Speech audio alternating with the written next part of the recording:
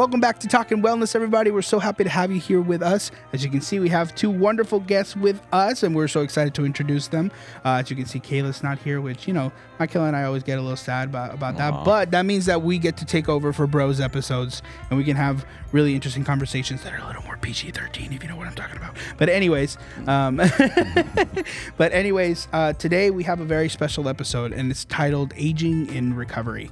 And it was very special because Kathleen came to talk to me, and she's like, hey, what if we did an episode about aging in recovery? And I said, are you down for next week? She said, oh, of course. So thank you for being so willing. Thank you too for being so willing and open to talk with us and to join us here at the couches. We want to kind of begin this episode by saying hello and let us know how your story a little bit. Whoever wants to go first. Go ahead. I'm Joe, and definitely an addict. My story, basically, born and raised right here in Florida.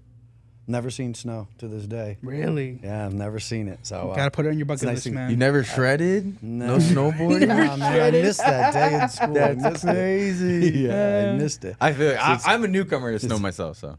It's fun, dude. But, you know, bucket list is something I can do. 100%. Yes. But, yeah, definitely, I used down here, and I got clean down here. I was born and raised right here, and it's been an amazing journey, that's for sure. Yeah. Amazing journey. Yeah, I retired from a very large municipality in Broward County, and I went to them one day and said I have a problem, and one thing led to another, and went to a treatment facility, still didn't, you know, nothing clicked and what have you. Then I tried something different my way, and after multiple arrests and things like that, I found myself in the rooms.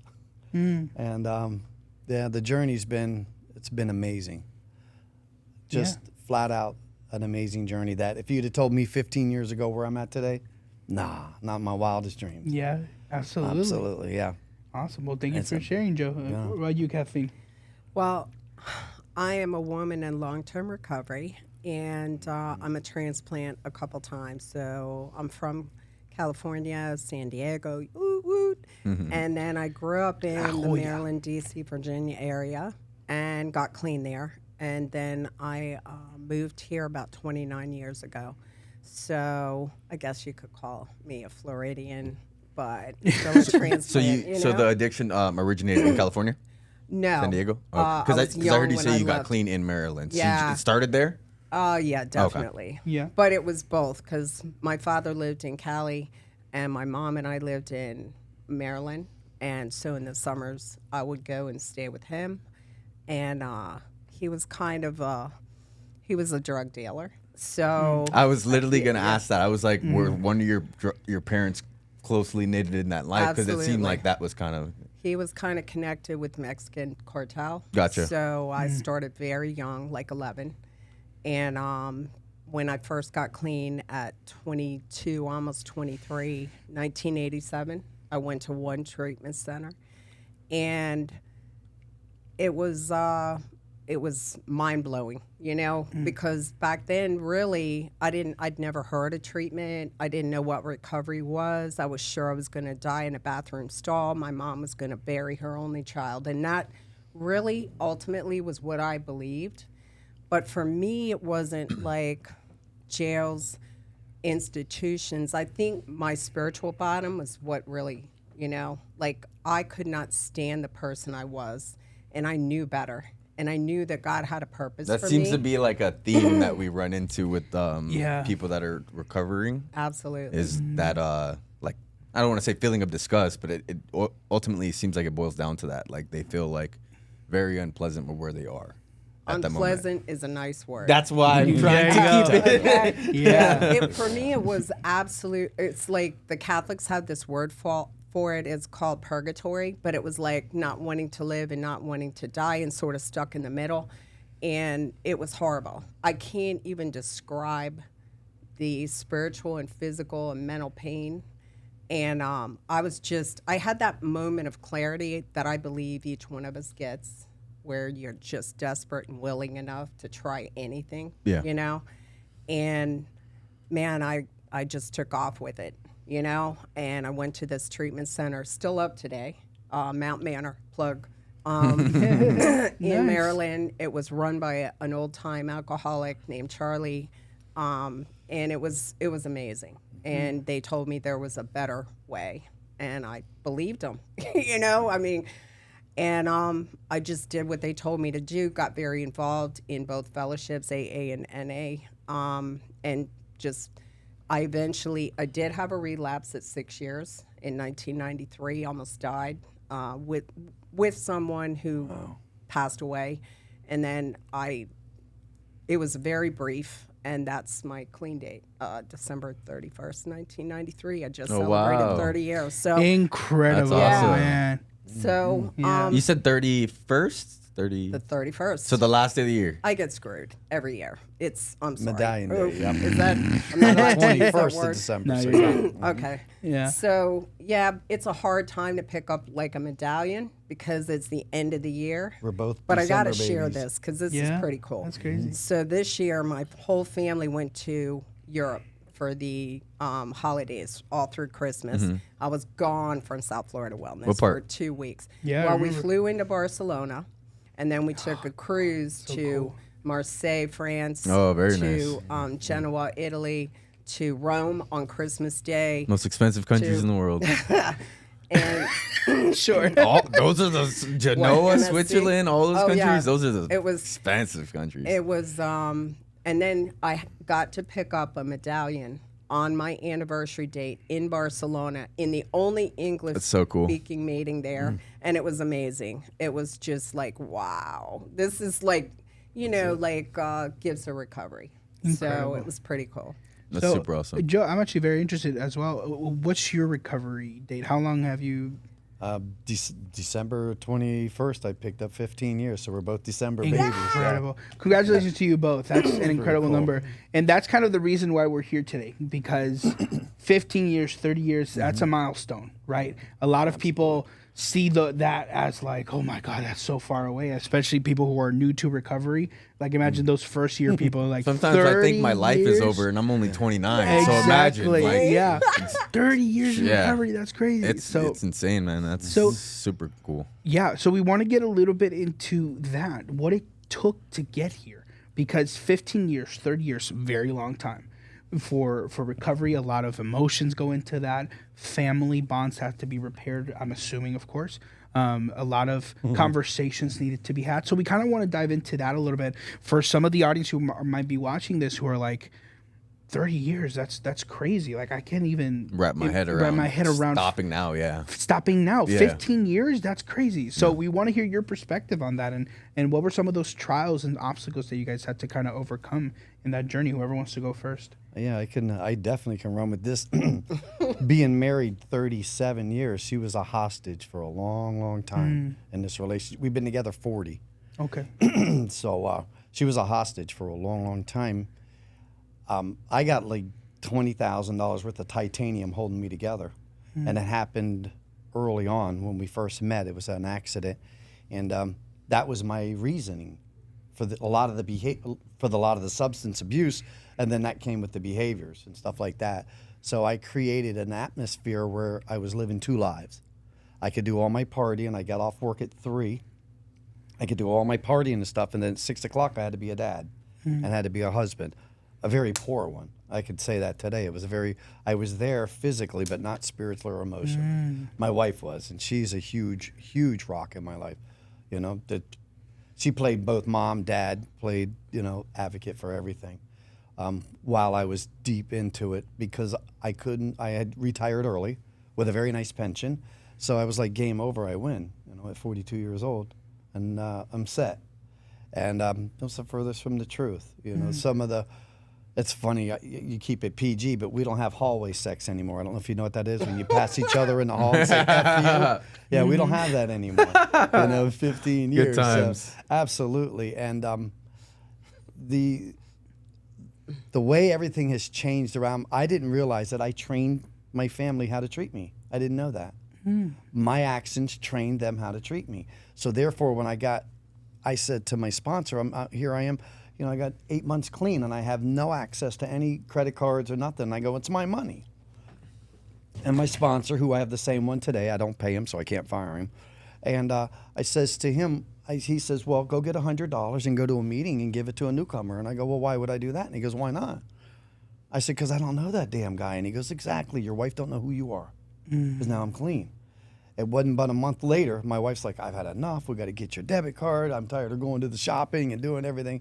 And speaking of that, I could probably count 40 times in 15 years that my wife has cooked. I've taken that role over the house. Clean the house. I would do it in jail for an extra tray. I would clean up and do this out in the day room just so now I make sure I do it. I found out you do not put women's jeans in the dryer. You just don't do it. There you go. Yeah, you know. I didn't know that. I didn't know that. I know. Turn out, see? Don't. Kathleen's like, really? Yeah. I don't know about that. Don't put them in the dryer. They I guess shrink up on them. I Yes. didn't Lessons. get that memo. So, it's been, it's and my children. I have two wonderful, wonderful daughters. My oldest daughter actually got away from it because she went away to school. I wanted her to stay here because she was my Mississippi. As long as she was here, the focus was on her and off of me. I see what you're saying. Daddy's sick, daddy's sick. That's all they ever heard was dad's sick, dad's sick. He's not feeling well. When I'd go off on one of my tantrums, a lot of times the police were involved, so it was things like that were not too good. So now I get to spend the rest of my life making amends, not one step. I don't believe in that. No, we're done. No, it's the rest of my life. And I'm actually learning and teaching my daughters how to be treated by the way I treat their mother.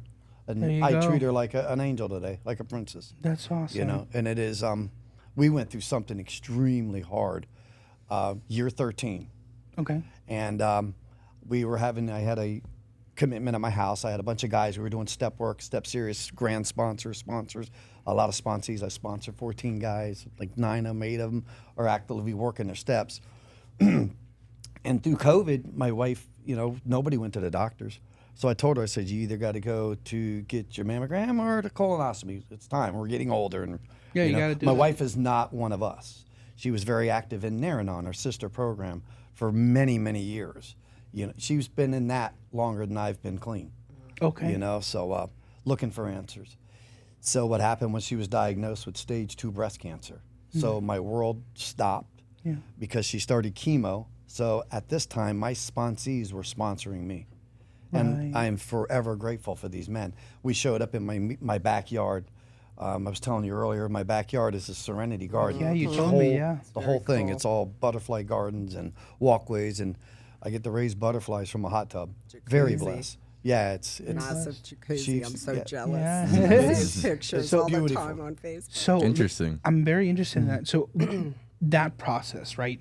13 You're 13. breast cancer. Yep. Huge Rock. diagnosis. That'll Huge. that enough to 180 your entire life. Absolutely. And I hate to ask this question, but I feel it's necessary in the context of what we're talking about. Absolutely. How was the need to use? Did that need to use come back in any way, shape, or form? I'm a drug addict that I didn't want to deal or feel.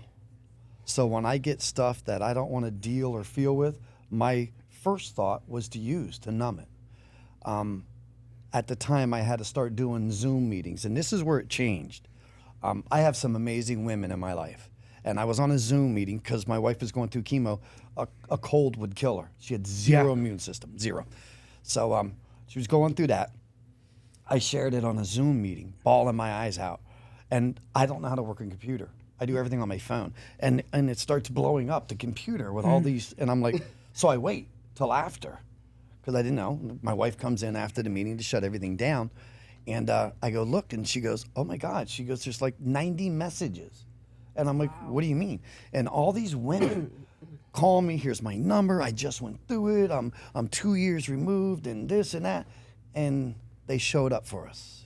Yeah, that's incredible. Real quick story, because Yeah, please. year 1, Kathleen was there. My wife was going to give me my 1-year medallion. And I'm blowing my sponsor like it's all about Joe Day, Yeah.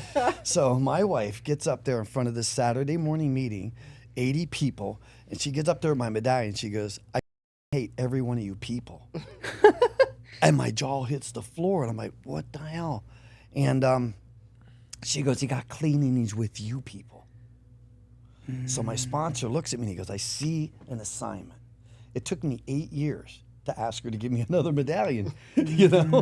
And so what happened was, and then all of a sudden this cancer thing happened. My sponsor pulled me aside and he goes, you know what happened? And I go, no. He says, that day when she gave you that year medallion, Narcotics Anonymous wasn't taking you away. You were bringing them to your family because they showed up big time through this whole thing with my wife and donating of wigs and stuff and different clothing to wear because it was all new because she had to have a double mastectomy.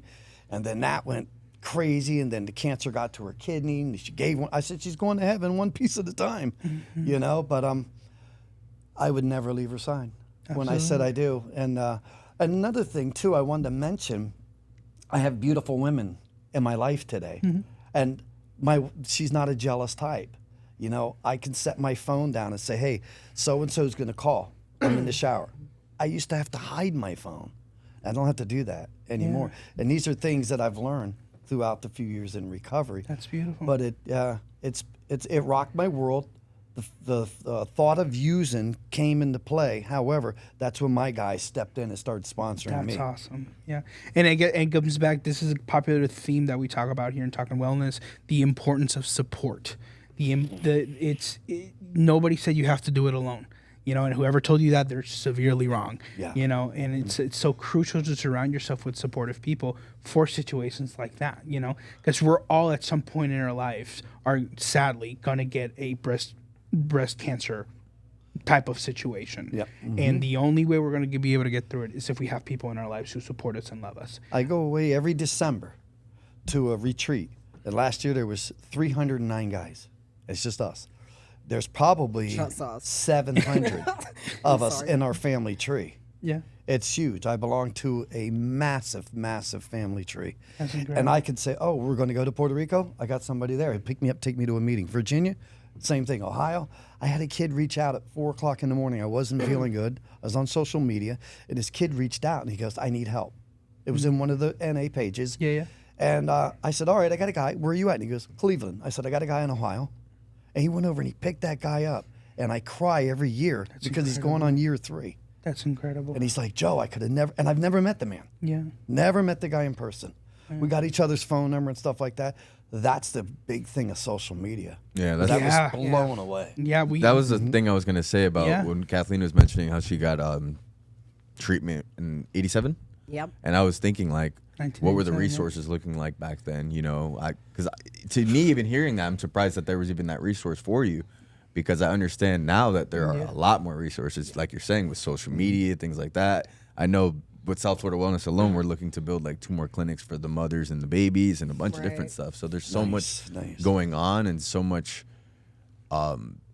help being given. Yeah, resources. Yeah, resources being given now that it makes me like, you know, I was wondering how it was back then. Well, what I can say is that I think there was a lot more personal interaction. And so, you know, I find social media, like a blessing and a curse. It's a double-edged sword.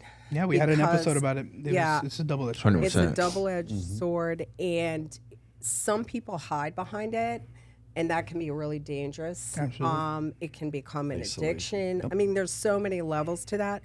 But for me, I had to get out in early recovery. I got involved. I was very, you know, I did things. I helped with the events because 12-step AA, NA saved my life basically, because it was the phone call I made to a hotline that got me into treatment.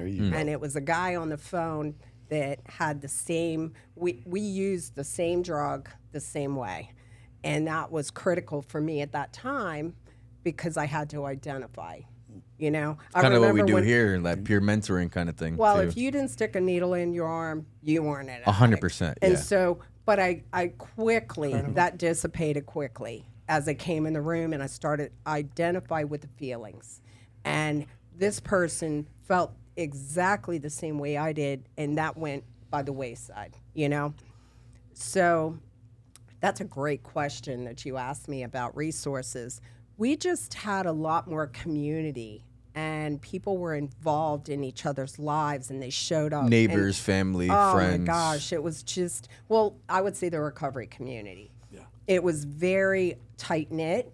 Nobody was falling through the edges, because if you didn't show up for a meeting, people showed up at your house. And by that, and I just want to make it just so we have like, so we know exactly what you're talking about. You mean by like Narcotics Anonymous? Yes. Because like back then, I don't think people know too many of the resources, because I think those were the main resources back then, right? I'm going to tell you, because of where I got clean and sober, which was in the D.C. metropolitan area, D.C., Virginia, Maryland. You can drive through the district in 2 states in 20 minutes. So I will tell you, in my early recovery, on the weekends, I would hit 5 meetings, and some of them had 500 people in them. Incredible. So it was big back then. Wow. Because that is a hub. Your big cities for these places of recovery, like Chicago, New York, D.C., all those, it was alive and well, even back in the 80s. And drinking was major back then at those times. Oh, it was huge. But what wasn't prevalent was treatment. It was a labor of love. Insurances weren't paying for it. I will tell you what happened. I cleaned out my bank account. This guy convinced me on that phone call. I took $2,000 in cash, and I handed it to them at treatment, and I paid $50 a month for the next 5 years. And maybe that's why I'm still here, even through the relapse. I don't know, because it was a personal responsibility. I'm big on personal responsibility. That's one of our what is that, core values? Yep. Our key recovery concepts. Key recovery concepts. It's huge, because if other people are always doing for you, where are you in that picture? Yeah. And who are you? And I got so much value for myself, self-respect, being able to do things for myself. Remember, I was really young. I was 22, not quite 23 when I first came in and got recovery. And I always talk about that because my relapse was so brief. It was very tied to my codependency. I had there was a lot of abuse. There was sexual abuse for me in my story at a very young age. So there was a lot of powerlessness, a lot of bad relationships, a lot of daddy issues. I'm not going to lie, big daddy issues. My father was not a well person. Yeah. He had bipolar, and it was untreated. And he eventually committed suicide in 2019. So that's what happens if you don't get recovery. But I will tell you through my story, okay, so Joe did a great job. You hit on so many things that now I've forgotten. It's CRS, can't remember S, that's aging in recovery, I'll tell you right now. Okay. And going to the bathroom a lot. Sorry, guys. Okay. It's true. It's true. But I will tell you one of the things that's happened to me. So I came in young. I didn't have any kids. I didn't have a husband. So it was just me, and I had that time to focus on me. I always look at people like Joe and think, my God, if that had been me, I don't know how I'd have done that. Repairing the damage with kids and all that in a marriage. I was really blessed that way. But I did get married 3 times in recovery. Fun. All in recovery. Well, one passed away, one I divorced, and one I'm with, and we're going to bury each other. Yes. Yeah. Third time's a charm. Let's do it. We've met plenty of times, yeah. Yeah. So I've gone through so many different things, and I will tell you one of the things I love about aging in recovery is that I don't have to prove myself anymore. That when I was younger, I had to...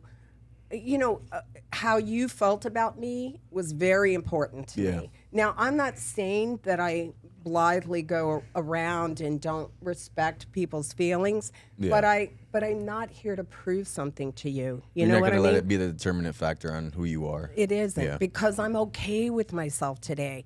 Am I perfect? Absolutely not. I am a work in progress, man. But what I have been able to do, and I'll share with you because it's been a blessing. First off, I'm what they call the sandwich generation. I don't know if you guys have ever heard that term, but it's when your parents are aging and you have small children and you take care of them at the same time. So my mother was diagnosed with Parkinson's right around the time that my daughter's father passed away. So I had a 5-year-old who was very upset, very angry that her dad had been taken from her. And I had a mother who I knew what the future was going to hold, because Parkinson's is a vicious disease. I taught a dance class for Parkinson's, super rough. It's yeah. 14 years I Going cared through it for now. her, Yeah. 12 in my home, and then the other 2 years. And let me tell you, I did things for my mother that I won't discuss on here, but it was incredible, Yeah. you know, that what I went through, that process. And eventually she died in my arms. And it was, I call it a good death, because there was nothing unsaid, nothing undone. I had no regrets. He did everything he could. I did. Yeah. And I loved her, and she was peaceful, and God didn't have her in pain. So that was a good death. And Yeah. she was 88 years old, Yeah, you know? absolutely. It's not like she was 40. Yeah, my grandfather, same thing. My grandma, I remember when my grandfather passed away, he had dementia. We think it was Alzheimer's, but we were not really sure. And I remember my grandmother talking to me about it the day he passed, how he died in her arms, and it was peaceful. Like it couldn't have been any other way. Right. You know, it was like in her arms, the way, and she says it like this, in the way it was, it couldn't have been better. That's- like it was Meant to be. perfect. That's meant ex- to be. That's exactly how it So was. that's for my incredible mom. that you share that. It was. And then my daughter got to see that. She and my mother shared a bathroom, poor kid. And she was very close with my mother. But she got to see me caring for my mother the best it. I could. And let me tell you, my kid and I, she's 23. She is incredible. You could She's- definitely see your guys' bond whenever I see you guys as a family out together, for sure. You know my daughter. Yeah. She's amazing, and she is her own person, and I am so blessed. You know, I was an only child with a single mom who was amazing, and she raised me with no child support, no money, nothing. She did a great job, I think. You know, but she went through hell.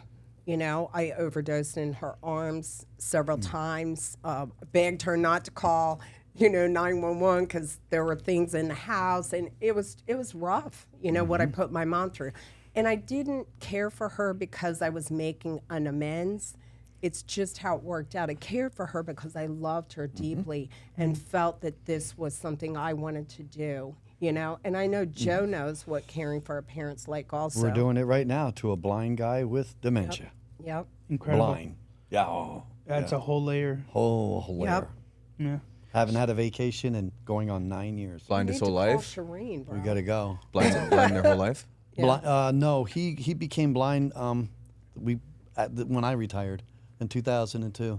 Okay. He ended up he ended About up 20 years now, a little over. Yeah, his eyesight diminished. diminished, and, yeah. and then mom died, his wife, and he's always lived with somebody, and he was alone in Georgia. And then we got the spare room, so we're like, it's what you do. Yeah, It's what you do. have to. Absolutely. Family. It's what No, you're of supposed course. to do. So Yeah. yeah, we That's step what up, aging Yeah. and that's what recovery's we're about. doing. And it's rough, There It are is. days It's we got to rough. plan. Like I had to plan this. That's why I told her. I said mornings are good because there's either an aide there or my wife works from home and she's there. Got it. So and we got 2 new puppies. So Oh yeah, the puppies. yeah, it's crazy. Yeah. The crazy you do when you get old. I So want 2 puppies. I wanna get a little bit. I thank you so much for sharing your guys' story. It means a lot. But I want to get a little bit into the quote unquote stigmas, or moreover, the assumptions that people have. Have you ever had to deal with any specific assumptions or stigmas in the world of recovery in your age? I feel that there's a lot of assumptions, there's a lot of prejudgments that can happen for anybody really, but I'm curious to see if you guys have experienced anything like that in your years of recovery. No. Not I haven't specifically. either. I'm trying to sitting trying here to thinking, drag and pull it up. and Give me an example. I was kind of even trying to think of one. I'm the guy that in won't- recovery, I can't. Yeah, I won't buy a pair of shoes or a CD out of a trunk of car at a meeting. I won't. I don't care how good of a deal it is. I have these because that was dumb that I did when I was using. So, if you want to see what step or how I'm working, look at me at Walmart with somebody's got 3 kids in front of them, and I'm standing in line behind them. That's what the program I'm working. Or ask my neighbors, Or better yet, every one of my sponsees has my wife's phone number. Okay. Everyone, because I want a secondary number if they can never reach me. Yeah. Call them. Ask if Joe being today, because we have our moments, and after 40 years, you're going to have a couple moments. Yeah. But I could tell you they're few and far removed in the past 15 years because I went to Joe University. That's what I call the step work. I go to Joe University. I learn all about Joe, how Joe reacts, what Joe what he does, and it's all about me. And then everybody else is along for the ride, providing I'm doing it. And they're all, and ask them. I mean, my neighbor had a camera on me, focused 24/7 on my front yard. I would go out when I was using, and I would stick a mirror up so the sun to shine it, to flash out, because I thought it was all about Joe. So we become friends again after year 7 because of the damage I did. We got to talking and had coffee and made my amends, and I asked him about the camera. He goes, bro, it had nothing to do with you. I had a disgruntled employee who threatened my family, so I put a camera out front.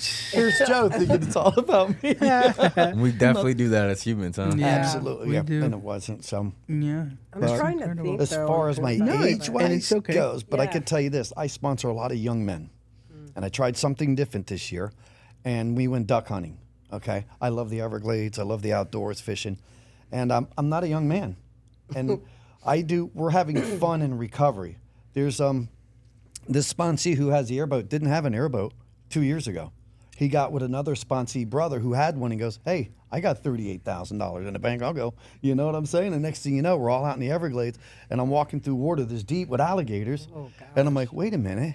I'm going to be 62 next week. I don't need to be out here. I'm not a young man anymore. My wife's like, you get up at, 1:30 in the morning. You duck hunt till 6, 7 o'clock. She goes, it takes you 3 days to recover. Okay. So now I'm learning that no is a complete sentence. I learned that in Aranon. Yeah. So now when we go out, I'll go out fishing and stuff like that. And I just try not to overdo it because I still want to try to keep up with them. And like I said, I got a bunch of rods and pins in my back. I'm not a young man, and I'm okay with it. Yeah. I'm growing old gracefully, I guess. Yeah, there you go. There you go. That's my Yeah. purpose. Yeah. Is to grow old gracefully. I don't want to have to shoot my face full of stuff and do all this stuff. I'm not saying a little Botox isn't okay, but I'm talking about getting carried away I can't do with a little it. of anything. I can because Man, the kids are doing it I nowadays. know it's Which is scary. Like incredible. 18, 19, 20 are Yeah. doing it. It's incredible. And they're I'm not, beautiful. Someone told just them so to crazy. everybody knows, I'm not downing anybody. who I'm does downing it. But At a young age, I'm downing it. I'm Yeah, sorry. It's Mike Kelly. I'm down I'm in it. telling you right now, if you are under 25, you don't need facial surgery. I say- say, doing it, I it's say kinda if you're wild. under 30, you don't need Red Bulls. That's why you guys need energy. I You guys agree. are I don't young drink kids. Red Bulls. I don't drink That's none of that great. stuff. I Damn love it. energy drinks, and you guys I are young. agree. I'm like, yeah, All Yeah. those things like I that. like more. Come I on agree. now. I used to say it all the time because, Yeah. obviously, I go to the I go to the gym and stuff, and you work out, and you see a lot of people where you're like, oh, I need my pre-workout. It's like, bro, we're 21. Like, why do we need? When I was 21, like at the time when we had this conversation, I was like, bro, I can't stop bouncing off the wall. Why do you need? And I remember one time my friend, he took pre-workout, and then we went to eat, and then he came back. He had like a 2-a-day. He took pre-workout, and he was in the hospital. I'm like, bro, we don't need this much caffeine in our body. no. But it's That's- true. We overdo it nowadays. I'm We like, yeah. overdo More it nowadays. is not. I say less, Less is more. It's and always that's been that one way. of my mantras as I age is less is more. I tell this to a lot of people that I service here at the agency. Less is more. When you're having a conversation, when you're telling someone something, you don't need to give them everything. Correct. Let them That's so ask true. you. Yeah. But I was just Interesting. No, absolutely. Yeah, I appreciate that perspective. I do want to ask you real quick. So, again, we're trying to find perspective in this conversation. And there's 2 questions that I really want to get to the bottom of before we end today's episode. Number 1, what is your advice to... Let's start with this first one. What's your advice for people who have family? Think about when you first started the journey, right? 15 years, 30 years. You've seen your family grow from the situation. You've yourself grow. What do you say to those year 1 people who are about to face this Goliath that is 15, 30 years. And they're starting to build those connections with their families again, making amends, recovering. What would be one piece of advice based on your experience of recovery that you would kind of tell them to kind of hopefully give them some encouragement to keep going? Once I stopped laughing, because it happened last week, this kid's got 29 days and he wants his car back, he wants his house back. And I was on the ground laughing. Why? Because it was me. It was me. I wanted everything back and I wanted it quick. The younger generation, I'd love for them. My friend just picked up, he passed away. He would have had 44 years yesterday. Paul, he said, Joey, I wish you a slow recovery. Yes. That was one of his things. And that's what I got to see a young speaker last night. She was beautiful, year 5 or year 6. Amazing, powerful message. But what got me is when she was done and her sponsee stood up crying, saying how much she got a year and a half, how much love she's got for her sponsor and then the grand sponsor and things like that. Don't limit yourself. These young kids, they want to drink the Red Bulls. I see them and they're going to the gym and they just want to, they think they're going to change overnight. And all they're going to do is beat their bodies up overnight. The instant gratification. That's Yes. what we look for. I call it Totally. pressure cleaning, you know? Because I when you like pressure that. clean, it's instant. Yeah. You see the beautiful. Everybody likes pressure clean. Yeah, Nobody it's fun. wants to go and start with, you know, a scrub brush and then a paint brush and then work our way up. No, like we're right that. with the pressure cleaner, and we see the instant change. But I sponsor some young men, and what's really cool is I get to show them how I treat my daughters, how we treat my wives. We have a lot of outdoor functions. My sponsor's big on group meetings, going out to meetings. Yeah, absolutely. And we get to teach these younger guys that my sponsor said to me, my sponsee said, how did you re-fall in love with your wife? And I said, I don't know. And my sponsor almost hit me. He goes, what do you mean you don't know? I said, how did I do that? Because I'm older, he's young. And he said I have nothing to offer to him because of the dating field, because I've been in a relationship for 40 years. And my sponsor said, did you just hear what you said? You have a ton to offer him. You've been in a stable relationship for 40 years. 40 years, yeah. I got to know something. And the kid was like, wow, I think I will listen to you, because he was stuck in the here and now, not looking forward and save for a rainy day. You know, when I see these guys in the second, I can tell they're recovering because I watch the brand new shoes. They'll come in and they'll have a $800 pair of sneakers on, and yet their kid is still at their mom's house. Yeah. I got a problem with that, you know? Yeah. But That's tough. I see it Priorities, a lot. I right? do. It's priorities. And that's what me and my guys have been working on this year. It's called priorities. Yes. I love Because that. it's not like one's different than the other. It's our priorities. What are we going to put ahead of? I don't call Kathleen all the time. She's not the top on my priorities. She's healthy. I love her husband, Charlie, and her daughter. You know, been to her house couple of times. And but it's not like a top priority right now. Honestly, for me I have to put my Creator, who I choose to call God. If it bothers you, spell it backwards. It's man's best friend. I work an extremely simple program for complicated people. So I try to tell these love young that. guys. I says, listen, you guys. I says, and don't get with another guy who's got 7-8 months and get in the car and go meeting hopping, because all you got is 6-7 months in that car. One person goes out, you're going to go try and save her or him, and the next thing you know, you're out and we got another RIP, and that kills me. That's It incredible. flat kills me. So I love nothing more to see these young guys come in, gals too, and I love to see when they come in with their kids. To me, that's huge. Yeah, we just When you 2 hear about weeks ago. babies crying and stuff, I had a big smile just going into your restroom when I went in the restroom next door, and Yeah. there's a huge Babies. baby changing Yeah. and, Yeah. and diapers, and I'm like, family. Yeah. Bam, that's huge It's- right there. That's why we're Yeah. doing the mothers and babies center soon. Yeah, I didn't it's even know huge. that. 2 weeks Thanks ago for we the had an Maybe I episode. let out the cat out the bag. No, I Yeah. love it. Susan's gonna shut down this episode. And we're done. Michael is over. No, but all jokes aside, it's a huge thing to incorporate family into recovery, because a lot of people forget that especially I've had to learn across the years, is that I haven't dealt with substance recovery, but I've dealt with mental health recovery, and That's huge. Part of my journey has been learning how to involve my family and my fiance and my friends into my wellness journey and the They're struggles. watching you. Yeah, because they know that I'm not okay, but I just don't want to share it. And that's uncomfortable, especially when you love somebody. And I remember specifically, like, I'll never forget when when I was my mom has a very good gauge when I'm not okay, and she'll always start the same thing. She'll go, "Ay, mijo." I'm like, "Oh no." Oh, here we got one of them talks. And then she goes, "Are you okay?" And I'm like, "Oh no, here it comes." Here comes the train. So, and she knows, and I've had to learn how to talk about it, because that's my problem. That's one of the things I struggle with my depression and my anxiety, is that I don't talk about it because I distract my brain with other stuff, with work, with school, with fiance, with friends. But I never talk about it, right? And that's why I've been loving doing this podcast, because it's given me a new perspective on that, right?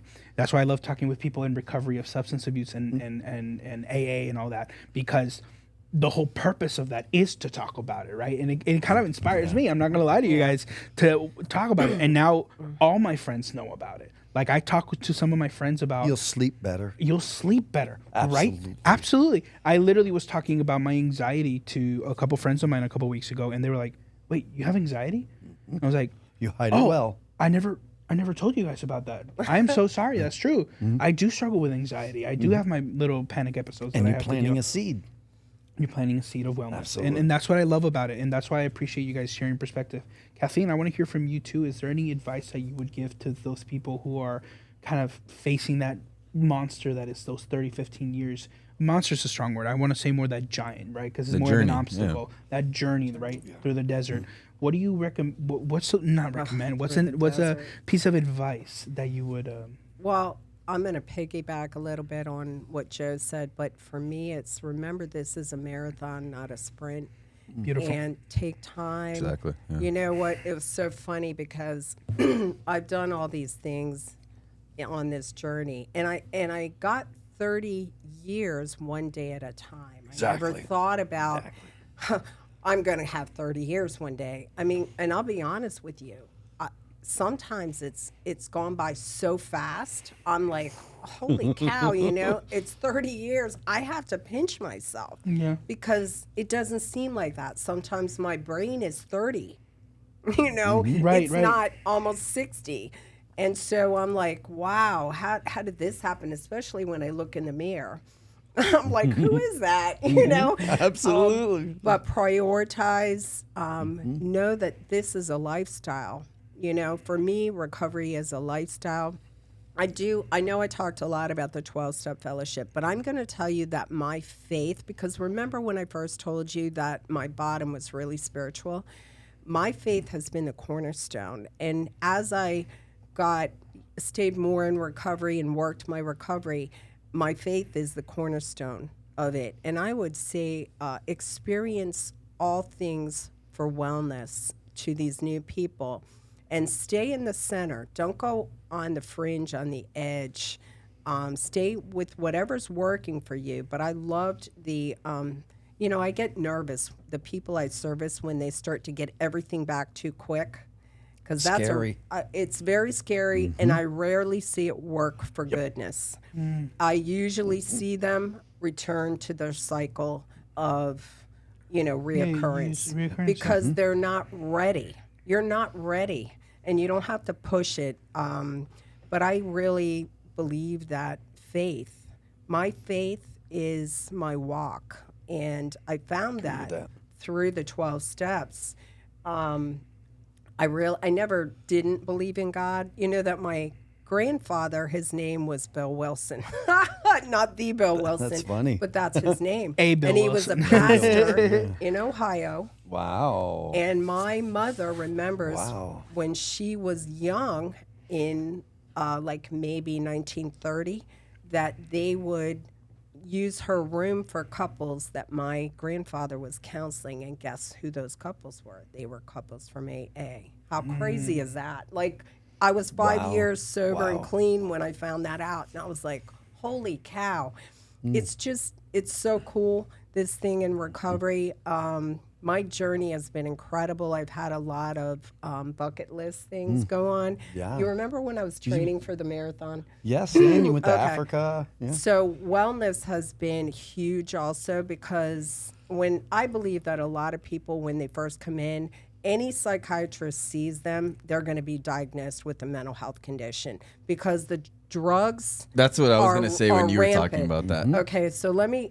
Can I clarify go this ahead. a little? Yeah. Now, remember, guys, I'm not clinical. I just have 36 years of observation. Although I did finally go back and get my degree in psychology, so I have a little Nice. bit of basis in that. When I first came down here, I got hooked up with Voc Rehab because I needed to change what I was doing for a living. It was detrimental to my spiritual and recovery health. And I had this guy diagnose me. It was a whole bunch of things, but he wanted to put me on a bunch of medication, and I was not up for that. I was clean for a reason, you know? And I got really into exercise, which I had done initially. So I ran and ran and ran for years and years. He can tell you, every meeting I used to come in, not because I thought I was cute, but because I was literally running. And I finally decided, after years of doing 5 miles a day, that I was going to do this marathon before I was 50, right? This was and I did. I ended up doing triathlons. I ended up doing a bunch of half marathons. But I believe that, and I've got the science behind it, that exercise produces a lot of neurotransmitters and chemicals that can literally heal damage, Yeah, brain chemistry damage. So I'm huge in wellness nutrition and wellness movement. Now, I'm struggling with it in my personal recovery right now, because in 2019, when I went to Africa and I did a mission trip, and I set up 3 AA meetings and 3 Al-Anon meetings in a very rural part of Africa. And then the bucket list of that trip was I went and I trekked with the gorillas in Uganda. Well, I snapped a vertebrae in my back. It's a very strenuous thing to do. You got to be in serious shape, and I wasn't. I didn't know that my back was like it is. But, you know, so I haven't found my place yet, because I'm limited now, and you know what that looks like. Actually, Joe inspires me because he lives in chronic pain. It's one of the things we deal with as we age. And I will tell you the other thing. For years and years and years, I looked at what was my biggest fear about relapsing. And as you age, one of the biggest things I've seen is people with mega years of recovery, of abstinence, pick up after 20, 30 plus years. From that pain. Because, yes, chronic pain. Chronic pain, When yep. I am in pain or unwell, I'm my most vulnerable as a person in recovery. So how do I stay vigilant with that? Well, I keep myself well. I try to move and stretch. I go to my doctor's appointments, and I'm incredibly vigilant with that. You know, I do all the things I can. If it's massage, I can't do chiropractic at this point, but you know, different wellness tools that I use, Hot a little tub bit therapy. of yoga. See, that's why I'm so Nice. jealous of him. I want that hot tub. And he's never So invited good. me over. I know that might be a little weird. Linda might not be okay with It's that. like But I sitting in the love bath, that's Linda. all. His wife's Yes. amazing. I've actually massaged Joe, because that was my career before this. I was yeah, I a remember you massage told me that. therapist for like 26 years at the hospital. Got me back in shape. Yeah. And I massaged Emily too. Yeah, my his daughter. So, but that is something that, for me personally, aging in recovery, I have to be vigilant, because God forbid, and I've seen a lot of people go through incredible amounts of pain and stay clean, and how did they do it? So I do ask questions and I know what Joe Absolutely. goes through. He has bad days. He has days where he can't move. They thought I had high blood pressure, and they realized that my pain level, I wake up at a 4 or 5. So it's going to elevate my blood pressure. Of course. My heart was fine, everything was fine, and I just went through this rigorous trek. And they go, no, it's fine. It's your pain level. Let's give us something for pain. And I go, you're the wrong doctor. So I can do it, like she said, by doing my hot tub and my Your stretching. wellness. Huge. I don't need to run to the gym with Red Bull. No. I don't have to do that. I don't have to That's do one that. thing I I've mentioned. seen some 60-year-old guys doing it. When though. I was talking about the ADHD episode, because Yeah, the very that's first one thing I episode. have is ADHD, super hyperactive. That's one thing I mentioned helped me get through is staying active. Absolutely. It's- It's Just go. huge for brain chemistry. Exactly. Look the It's a science up. major neuroscience behind it. It Yeah. Absolutely. is. And I've done that, a lot of deep diving into that. And now I just want to be clear.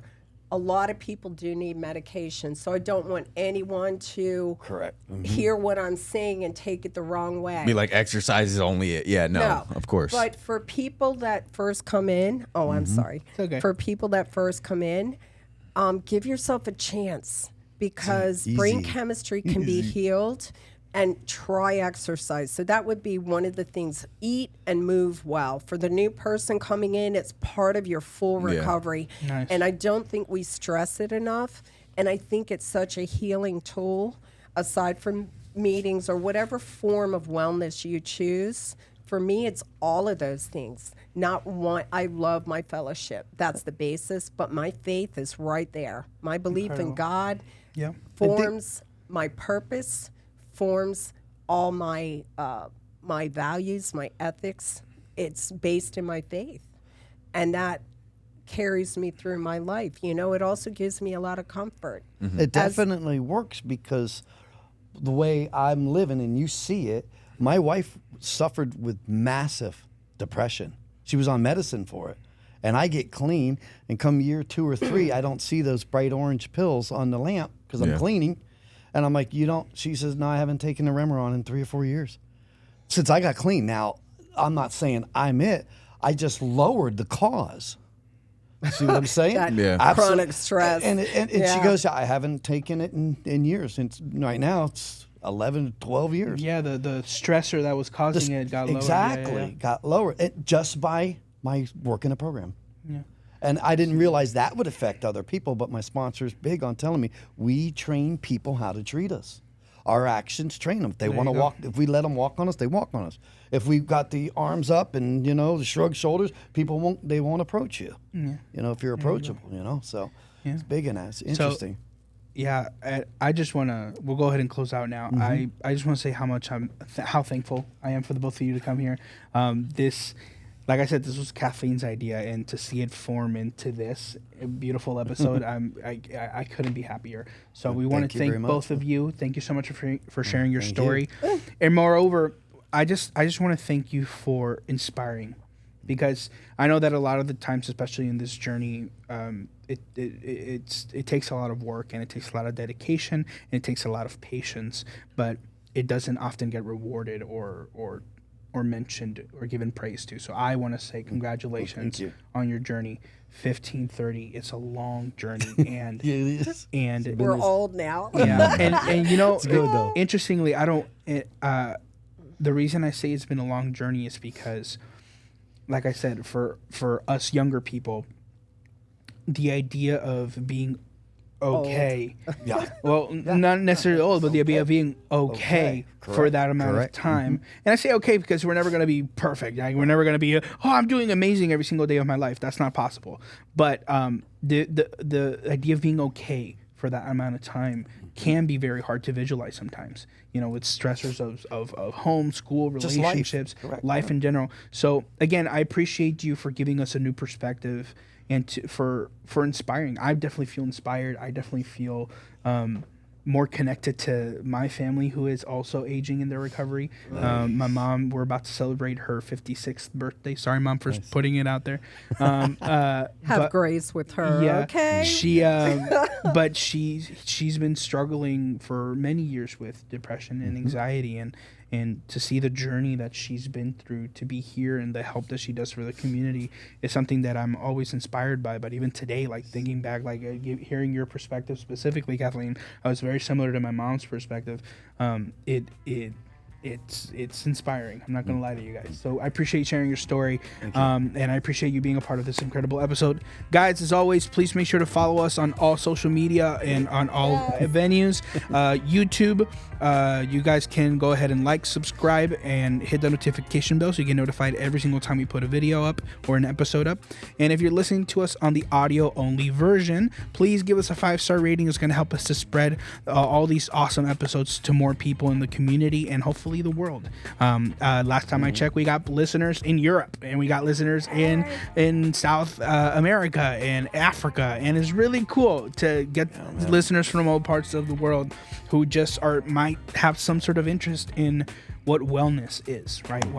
Talking wellness. So thank you so much. We will see you next week for a very special episode. We're not going to tell you much about it, but let's just say we may or may not have a couple people join us on the chairs for the next week's episode. So if you want to hear more stories about the community, you should join us. See you next time. Bye-bye, everybody. Nice. Bye.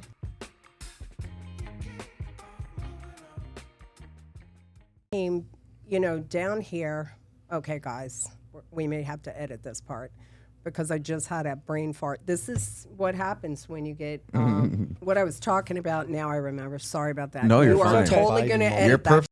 Okay, of course. Okay. So